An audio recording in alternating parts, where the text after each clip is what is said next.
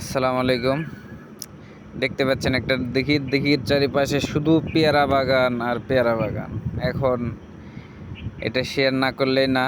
আসলে অসাধারণ একটা অনুভূতি।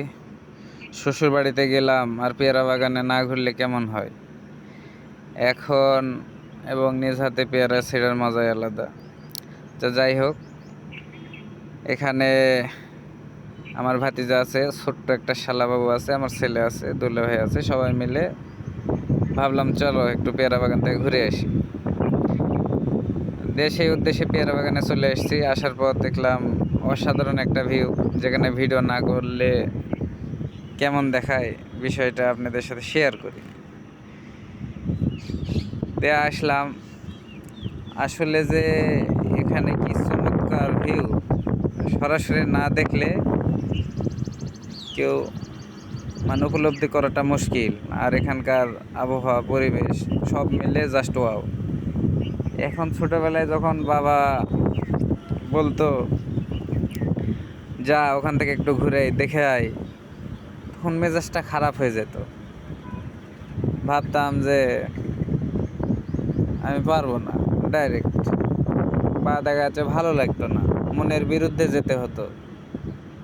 আসলে ছোটবেলায় গ্রামের যে আমরা যেভাবে মানুষের সব সময় খেলাধুলা বা এই যেহেতু সব কিছু নিয়ে ব্যস্ত থাকতাম, আসলে বা মা যে তারা ফসল ফলায় বা কোনো কিছু দেখাশোনা করার কথা বলে যে যাও একটু দেখে আসো পাখি লেগেছে কি না, বা আরও কিছু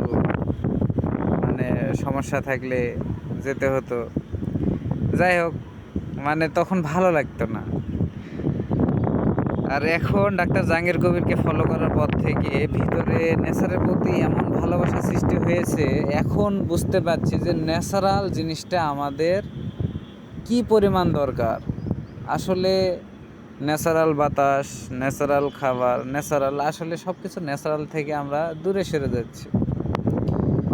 এই যান্ত্রিক যানবাহনের শহর, বিল্ডিংয়ের শহরে আসলে ন্যাচারাল পরিবেশটা গ্রামের মতো কোনো দিনে হবে না। সেই দৃষ্টিকোণ থেকে দেখেন। আর এখানে কি বলবো, যাওয়ার পরে যে আসলে অনেক সুন্দর একটা ভালো লাগা তৈরি হয়েছিল। আর পেয়ারার গাছ অনেক বড় হয়ে গেছে, অনেক বছর বয়স, 3-4 বছর হয়ে যাচ্ছে।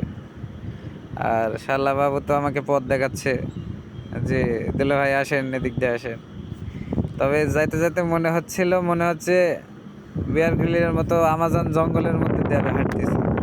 যাই হোক, সেই অনুভূতিটা অসাধারণ।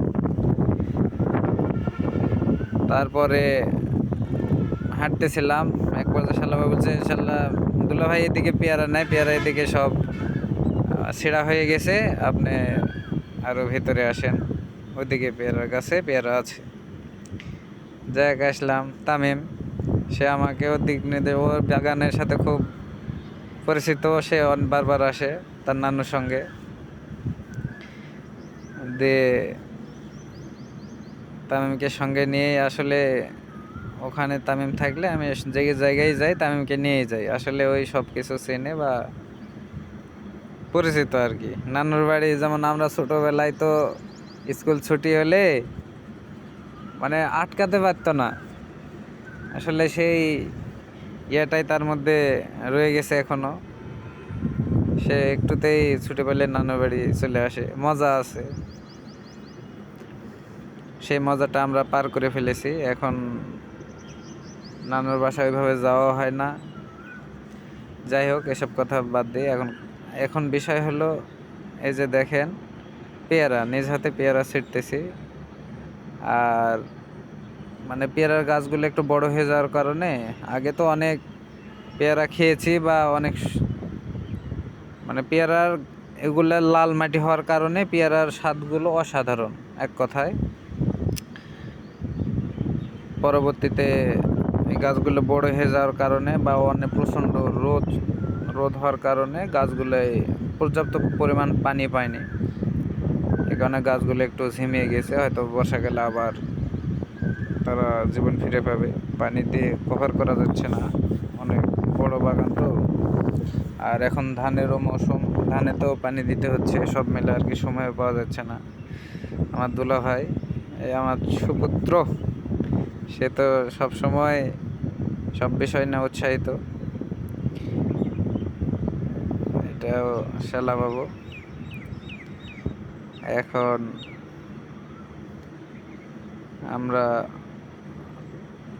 আমি বলছি আসলে পেয়ারার অনেক ভাগ আছে, সব পেয়ারা আবার টেস্ট লাগে না। কারণ পেয়ারা খেতে খেতে এমন অবস্থা হয়ে গেছে, আসলে এখন দেখেই বোঝা যায় কোন পেয়ারাটা বেশি টেস্টি হবে। যাক, সেই উদ্দেশ্যেই পেয়ারা আছে, অনেকই আছে গাছে। এখন টেস্টি পেয়ারা তো যে কোনো পেয়ারা তো আর খেতে ভালো লাগে না। এখানে অনেক পেয়ারা নামায় রেখেছে, তার মধ্যে থেকে দেখা যাচ্ছে যেগুলো খেতে ভালো হবে সেগুলা আর কি নেওয়ার চেষ্টা করতেছি। আর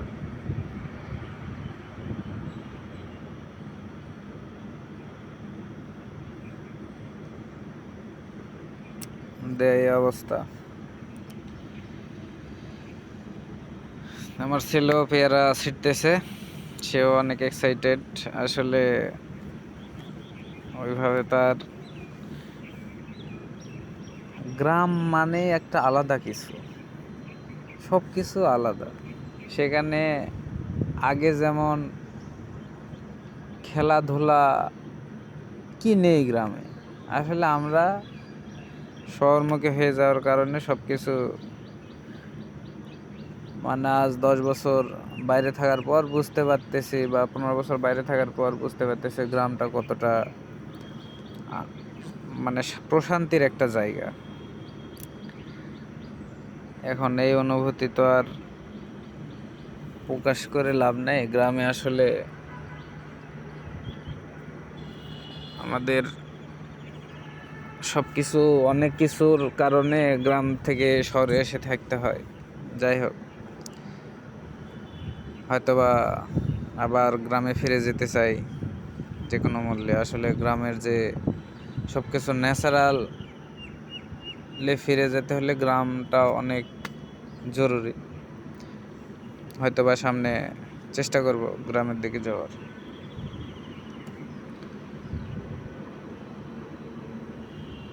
আর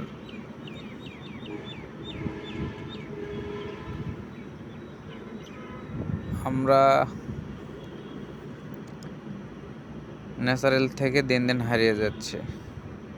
যাই হোক, এখন আমরা পেয়ারা বাগান তো অনেক বিশাল। এখন মানে এক কথায় আপনার কাছে মনে হচ্ছে, আমার কাছে যেটা মনে হয়েছে, আমাজন জঙ্গলে আমি পেয়ারা ছিটতেছে, এরকম একটা বিষয়। এত পরিমাণ গাছগুলো বড় হয়ে যাওয়ার কারণে অনেক আর কি ইয়ে হয়ে গেছে, যা ঝাড়ের মতো হয়ে গেছে এমন একটা অবস্থা। অনেক গাছগুলো বড় হয়ে যাওয়াতে নিচ দিয়ে হাঁটলে মনে হচ্ছে যে আপনি একাই হাঁটতে গেলে ভাববেন যে কি অবস্থা, কেউ নাই, এখন সবাই একসাথে আছি, খুব ভালো লাগতেছে। আর কিছু কিছু গাছ অনেক বড় হয়ে গেছে, এগুলা পরে লাগানো, এই কারণে একটু ছোট দেখতেছেন আমরা যেদিক। ওকে বন্ধুরা, আজকের মতো এ পর্যন্তই। দেখা হবে সামনে আবার নতুন কোনো ভিডিওতে। আসসালামু আলাইকুম।